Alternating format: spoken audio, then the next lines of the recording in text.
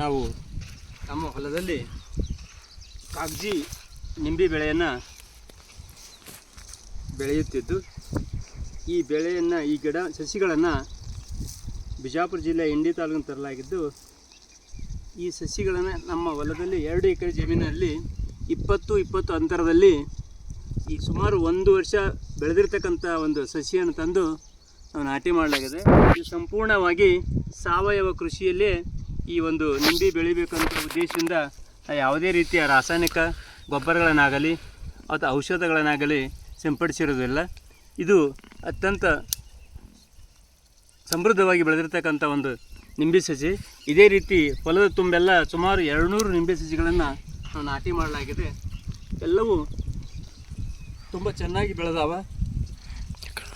ಇದಕ್ಕೆ ನಾವು ತಿಪ್ಪಿ ಗೊಬ್ಬರವನ್ನು ಹಾಕೀವಿ. ಯಾವುದೇ ರಾಸಾಯನಿಕ ಮತ್ತು ಯಾವುದೇ ಔಷಧಿಗಳನ್ನು ಸಿಂಪಡಿಸಿರೋದಿಲ್ಲ. ಸಂಪೂರ್ಣವಾಗಿ ಇದನ್ನು ನಾವು ಸಾವಯವ ರೀತಿಯಲ್ಲಿ ಬೆಳೆಸಬೇಕನ್ನೋ ಉದ್ದೇಶದಿಂದ ಈ ನಿಂಬೆ ಸಸಿಗಳನ್ನು ಹಚ್ಚಲಾಗಿದೆ. 2 ಎಕರೆ ತುಂಬ ಸುಮಾರು 200 ನಿಂಬೆ ಸಸಿಗಳಿದ್ದು ಎಲ್ಲವೂ ಇದೇ ರೀತಿ ಬೆಳವಣಿಗೆಯನ್ನು